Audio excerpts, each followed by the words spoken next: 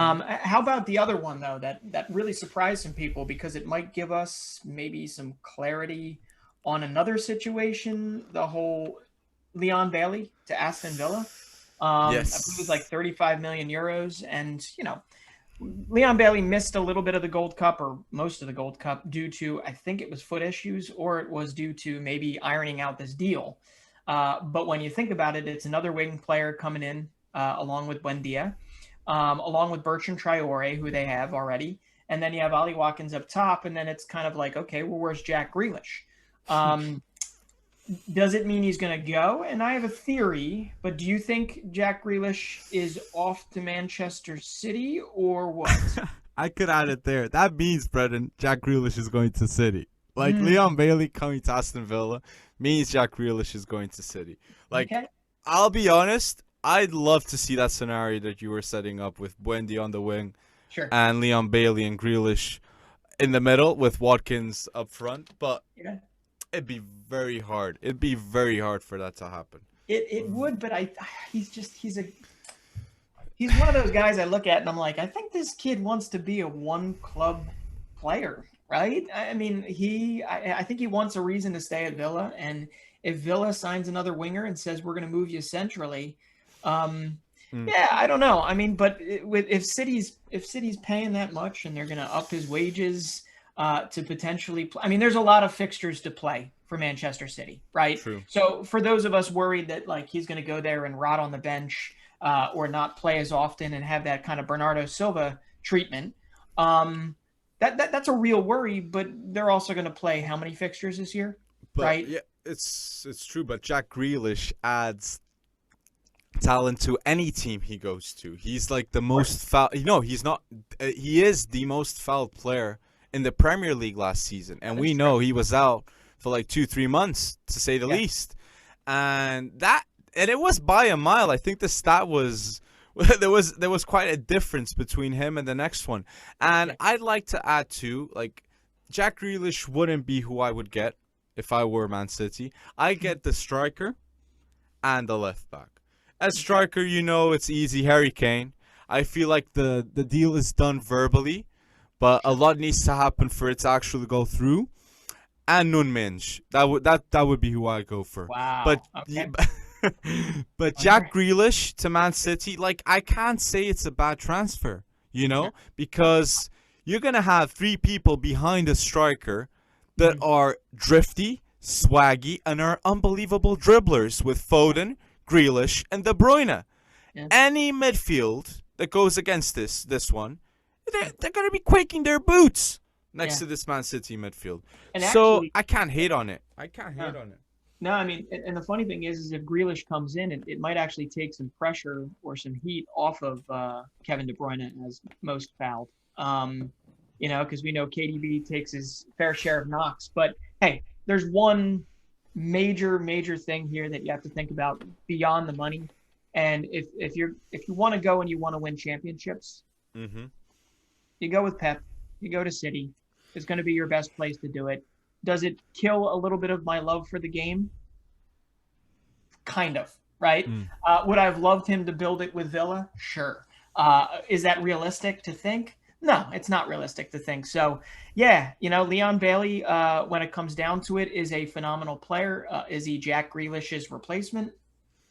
We don't know just yet, but yeah, signs do point to yes. Although my conspiracy theory is that Grealish stays, but I said Sancho stayed, and he didn't. So that's a mea culpa on my part.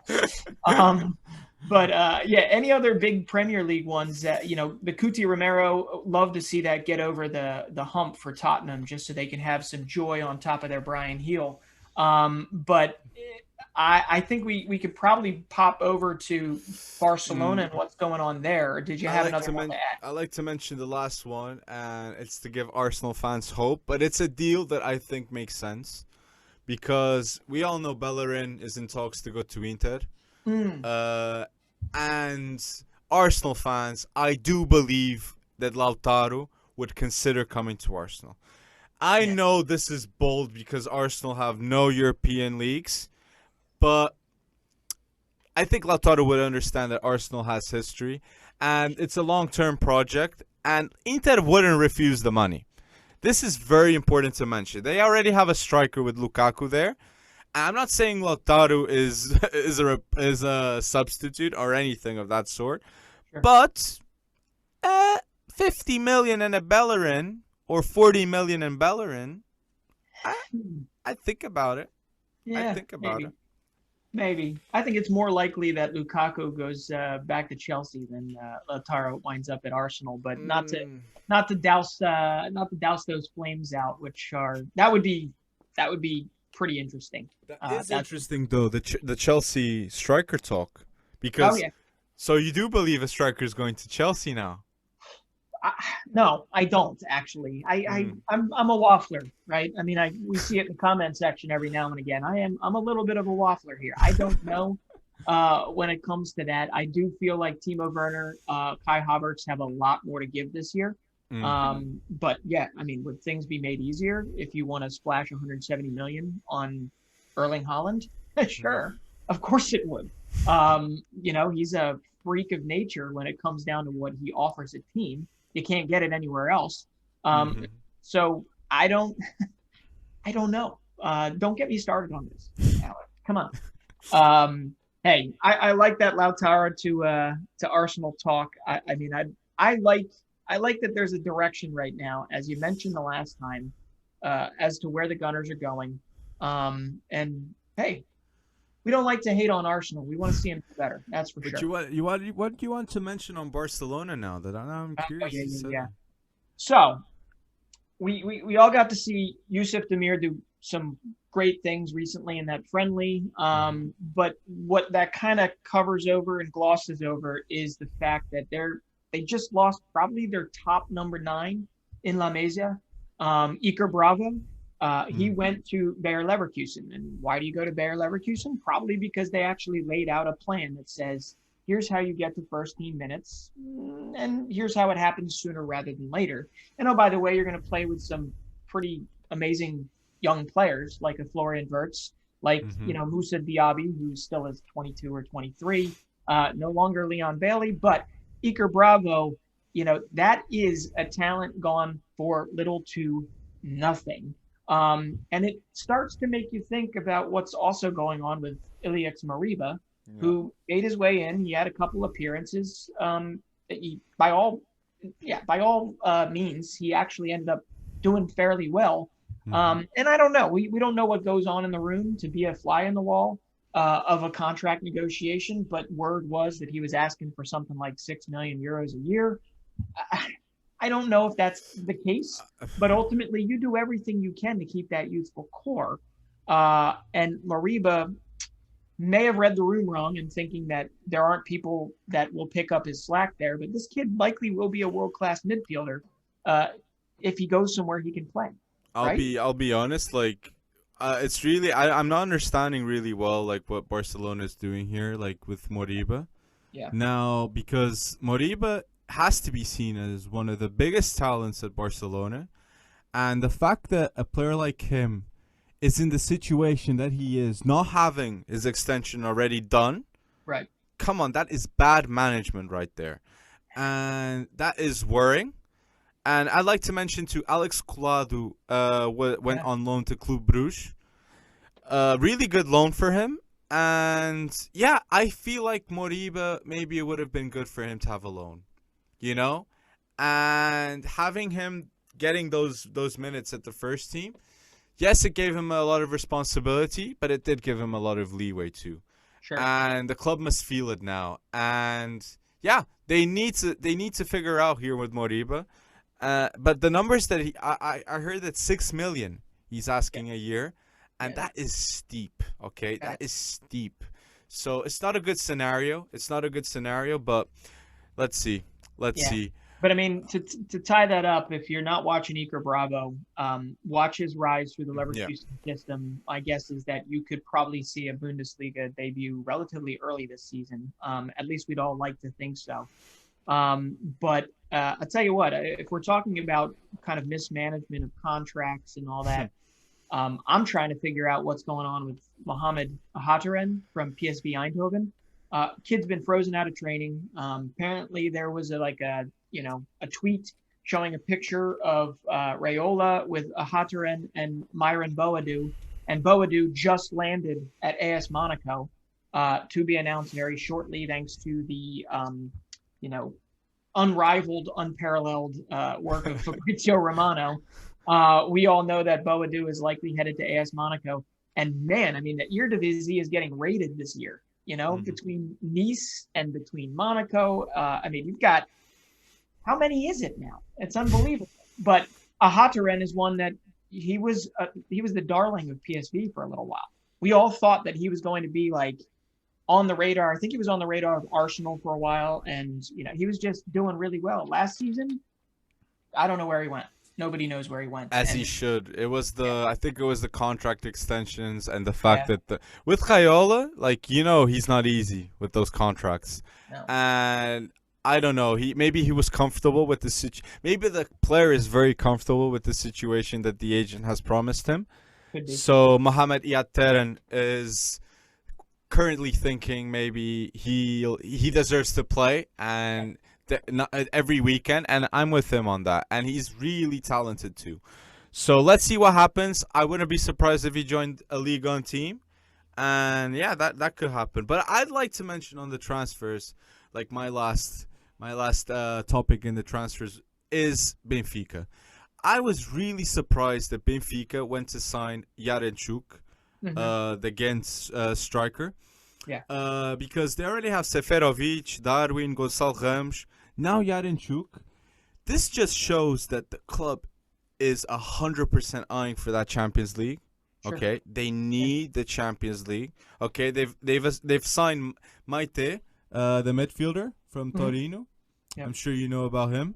Sure. João Mario, that was at Sporting last season, and now they're getting Yarenchuk.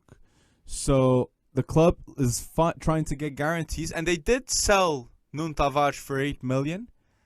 So they're managing to get money in the meantime, and yeah, it's a solid price. I mean, he was prolific at Ghent, and it was him and Jonathan David doing some pretty awesome things for Ghent, and I think Benfica's got a good one there. It's just, what does it mean for Darwin? What does it mean for like you said? What does it mean for Darwin? What does it mean for Seferovic? Right? Exactly. They must be expecting to sell one of them, or Gonçalo Ramos too. I mean, that's kind of the big one there. Who's the odd man out? I think Gonçalo Ramos is going to be a bet for Benfica. They want him to play, as they should, because Gonçalo Ramos is one of the best Portuguese talents out there. So Benfica has to retain him. Darwin Nunes, I've seen some news saying that they refused 30 million from Brighton. Okay, so that Ben White money has been refused by Benfica. Holy crap. And but Seferovic. Yeah. Oh, and I'm forgetting Carlos Vinicius. Oh yeah, he's back. So how many strikers are here at Benfica now? But he has to play. If a player comes for 17 million to the Portuguese league, he has to play. I don't know. Maybe they're going the new 4-striker setup. We'll see. That's crazy. Well, the last thing I got to mention from transfers, it's kind of tongue in cheek here. Did you see that Patrick Mahomes is now an MLS owner? You got Patrick Mahomes, man. Sporting Kansas, right? Yeah. Here's what I got to say about Patrick Mahomes. If every player could be like him when it comes to a community, that is amazing. He's bought in. I mean, his girlfriend bought into the women's team. He bought into the men's team. He owns. I mean, he's everywhere. I think he owns part of the Royals. But anyway, I just wanted to say that tongue in cheek here because come on, he's one of the best athletes on the planet. Well, so if you want to end up on the MLS, Ryan Gold went to the Vancouver Whitecaps. That he did. And I was telling you, like, Ryan Gold was one of the best players in Liga Nord last season. Okay, and it was like 300K, wasn't it, or 200? Something like that. It's a steal for Ryan Gold. Okay, just for you to have an idea, he actually learned Portuguese while he was here. The Scottish kid, he learned Portuguese, became captain of the club. He was at Farense.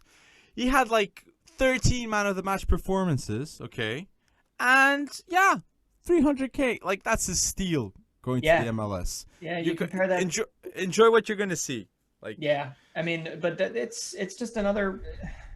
Gone are the days we're talking about retirement home, right? When it comes to MLS, because you got Ryan Gold, you've got Sebastian Driussi from Zenit, 25, winds up at Austin FC, Matthew McConaughey's team. Just kidding, but yes. Thiago Almada is very likely signing for Atlanta United, who also might name somebody Paulo Fonseca, as their new coach. Woo! Um, I didn't yeah, know that. yeah, Paul and then Fonseca with Atalanta. yeah, Oh!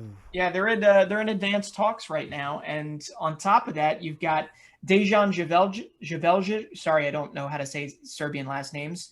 The 21-year-old that actually scored a bunch of goals a while back for, I think it was for Eintracht Frankfurt, before getting sent out on loan because he got, somebody else came in and took his spot.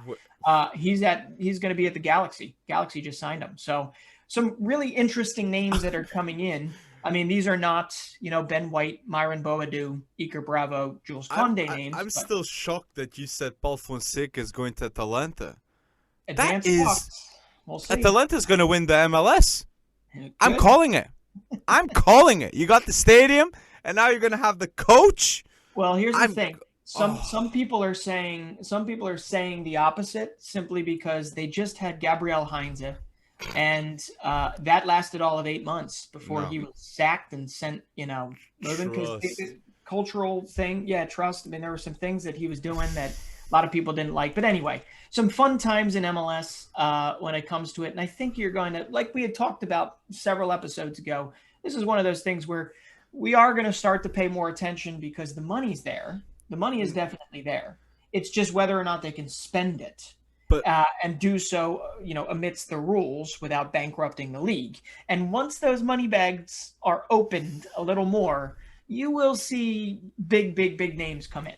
I'm just going to say this, Breton. Paul Fonseca, by going to the MLS, he is straight away the best coach in the MLS.